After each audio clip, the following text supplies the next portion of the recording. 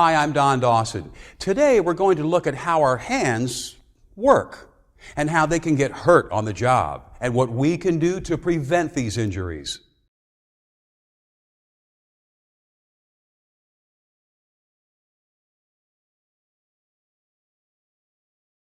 Whether we're at work, making dinner, or playing catch with the kids, our hands are involved in just about everything we do. So they're exposed to many different hazards every day.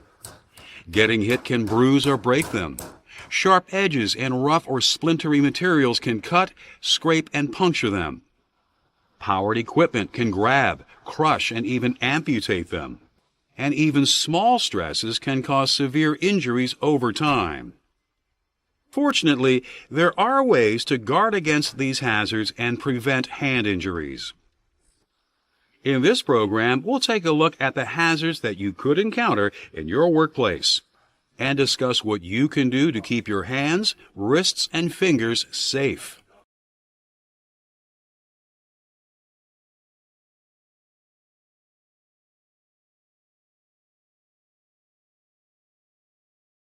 Our hands have the strength, dexterity, and sensitivity to grasp, lift, and manipulate objects of many shapes and sizes. That's because of their efficient design. The 27 bones that give the hand and wrist their structure are connected by muscles, ligaments, and tendons. They give the hands motion and strength. The nerves in the hand not only provide sensation, but also tell the muscles when and how to move. Blood vessels feed the different tissues in the hand, and the whole system is covered by layers of skin. But there's only so much that skin can do to protect that system. All of the tissues in the hand are close to the surface. The bones in them are small, and their joints can be complex. Yet because we use them for so many things, it can be easy to forget how delicate our hands can be. Just hitting your thumb with a hammer can injure skin, nerves, connective tissue, and bone. In fact, a single traumatic mistake like this can affect your hands seriously, even permanently. But our hands are also vulnerable to stresses and strains that can cause injuries gradually over long periods of time. These are called ergonomic hazards. The wrist, for example, is an ergonomic weak spot. Nerves, muscles, tendons, ligaments, and blood vessels pass through it on their way to the hand. So placing extra strain on the wrist can damage all of these over time. To keep our hands, wrists, and fingers safe, we need to watch out for ergonomic hazards that can hurt us as well as for the hazards that can cause traumatic injuries.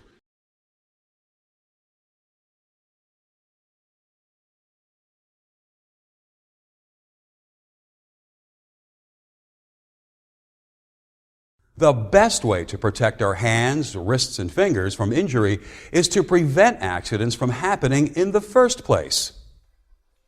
That means paying attention to the basics and thinking safety first throughout the day. Before you start any task, you should first ask yourself if you're in the right state of mind to work safely. For instance, if you're feeling angry or are distracted, you're more likely to get hurt. If you're upset, take a minute to cool off. Then refocus on the task at hand. Next, take a good look at your work area. Identify any hazards and eliminate or control them. If there's not enough illumination to see clearly, turn on some lights. Clutter on a workbench? Clean it up. Extension cords on the floor? Tape them down. If your work requires you to use tools or equipment, make sure you know how to operate them properly. When in doubt, consult the user's manual or talk to your supervisor. Always inspect hand and power tools before working with them. Don't use them if they are worn, dull, or broken. Dull and worn tools require you to apply extra force, and the more force you use, the more likely the tool is to get out of control, which can result in an injury. Check that machine guards and other safety devices are in place and fully functional. They can't protect you if they've been damaged or removed. Pace yourself at work. Hurrying can result in taking risky shortcuts that increase the chances of injuries. The slow and steady approach will help you keep track of what your hands and fingers are doing at all times. That way, you can keep them clear of sharp edges, pinch points, moving parts, and other hazards, which is how you finish a task safely.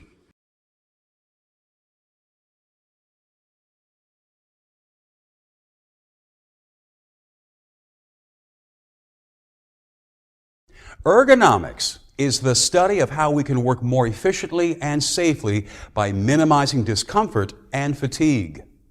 Ergonomic hazards are situations or processes that can force the body to move in ways it wasn't designed to. Ergonomic hazards often don't cause injuries right away, but can result in significant damage over the long term. They can end up causing painful and debilitating conditions such as carpal tunnel syndrome, repetitive motion syndrome, and tendinitis, all of which can affect the hands, wrists, and fingers. To prevent these injuries, you need to avoid things such as repetitive motion, working in awkward positions, and applying excessive force, either manually or with a tool. Repetitive motion involves making the same movements over and over again without a break. If your work involves repetitive motions, you should insert other tasks into your routine throughout the day to vary the movements that you make. If you find yourself working in an awkward position, stop what you're doing and try to find a less stressful way to get the job done. You might try changing your position by standing up or sitting down, or repositioning the material that you're working on, turning it, raising it, or lowering it. Sometimes using a tool of a different size or design can help you get into a more natural posture too. To avoid using excessive force, you first need to understand the two types of grips your hands can make. For tasks that require strength, such as using a hammer or handsaw, we curl our fingers, palm and thumb, around the object. This is called the power grip. It distributes the weight of the object evenly over the muscles and tendons of the entire hand and allows the wrist and forearms to help carry the load as well. For a delicate touch, such as positioning a nail or twisting a tiny screwdriver, we use a precision grip that brings the ends of the thumb, middle, and index fingers together around the object. But if we try to use the precision grip for tasks that require power, we will end up applying excessive force to try and get the job done, which can injure our hands, wrists, and fingers. Another situation where we can find ourselves applying excessive force is when we try to overpower a stuck or heavy object manually or with a tool. None of these situations are safe or healthy. So if you find yourself using excessive force while performing any task, stop what you're doing before you hurt yourself, and find a way to get the job done without straining.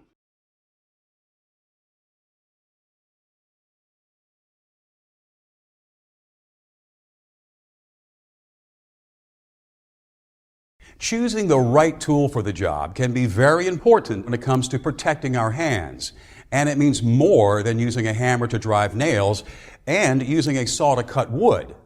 Tools come in all shapes and sizes. The right tool is the one that fits you as well as the job you're doing. For example, the shape, size, and feel of the handle on a tool can be very important in preventing strains and other injuries. For instance, a handle that is too short for your hand can damage nerves, tendons, and blood vessels by placing excessive pressure on the palm. To prevent this damaging localized pressure, you should choose tools with handles that are longer than the widest part of your hand. For a safe, strong grip, the handle should be thick enough for the end of the thumb to just cover the ends of the index and middle finger.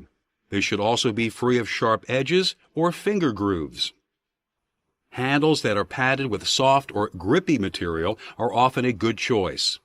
They are comfortable, easier to control, and help absorb shock. Also make sure that the handles will allow you to keep your wrists straight as you use them. Working with your wrist in a bent position can injure the nerves, muscles, and other connective tissues that pass through it. So be sure to try tools out before you use them to confirm that they fit you well. Power tools require the same type of examination. The handle should be comfortable and fit your hand. They should allow you to work with a straight wrist and a power grip whenever possible. Their power switches and safeties should be easy to operate.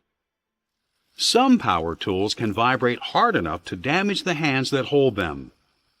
Hammer drills, grinders, chipping hammers, chainsaws, hedge trimmers, and many others have this potential. Over time, these vibrations can lead to a condition known as hand-arm vibration syndrome. This begins with tingling and a loss of nerve sensation, and can develop into a painful and potentially debilitating condition. To protect your hands when you're using these types of tools, you should limit the amount of time you work with them. Avoid gripping the tool too hard. Don't try to force the tool, let it do the work. And wear gloves that are designed to absorb as much vibration as possible.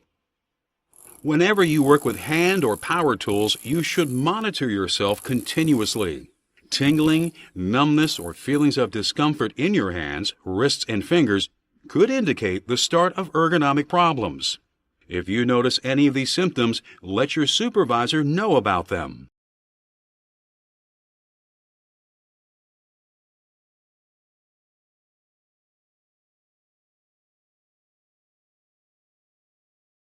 One of the simplest and most effective ways you can protect your hands and fingers from injury is to put on a pair of gloves. But it's important to remember that all gloves are not created equal. You need to choose the ones that will give you the best protection from the specific hazards that you encounter while you work. For instance, light landscaping work can cause scratches, blisters, and sometimes even involve encounters with poison ivy. A basic pair of cloth gloves can protect you from these hazards. Gloves made of leather are durable enough to protect you from materials with rough or splintery surfaces, and sparks or slag that's thrown from equipment you're using. Sharp-edged tools and materials can cause painful cuts and scratches, but cut-resistant gloves made of metal mesh or similar tough materials can prevent this. If you are exposed to high temperatures in your work, you should wear heat-resistant gloves made of aluminized fabric or other special materials. Gloves made of rubber, vinyl, or neoprene can protect your skin from corrosive substances such as organic liquids, lyes, and petroleum products. And disposable gloves made of latex, nitrile, and polyethylene can shield you from biological hazards such as germs, bacteria, and viruses. Whatever types of gloves you wear, you need to make sure that they fit properly. Gloves that are too large will feel clumsy and can snag in machinery. Gloves that are too small can tire your hands out and may tear or split as well.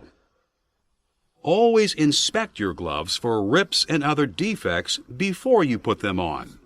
If you find any problems, don't use them. Get yourself another pair. Remember, no one type of glove can protect your hands in every situation. And no gloves will protect you if you don't wear them. As we've seen, our hands, wrists, and fingers can encounter a number of hazards in the workplace. But there are safe work practices and protective equipment you can use to avoid injuries. Let's review. Protect your hands by preventing workplace accidents before they happen. Always follow safe work practices and stay focused on what you're doing. Avoid ergonomic hazards, such as repetitive motions, working in awkward positions, and using excessive force when performing any task. Choose tools that fit you and use them in ways that place the least stress on your hands, wrists, and fingers. Never try to operate a tool that you're unfamiliar with or that has been altered or damaged. Wear gloves that are designed to protect you from the specific hazards that you encounter in your job. Now that you understand the hazards that can affect your hands and know how to avoid and protect against them, you can go home pain-free at the end of every day.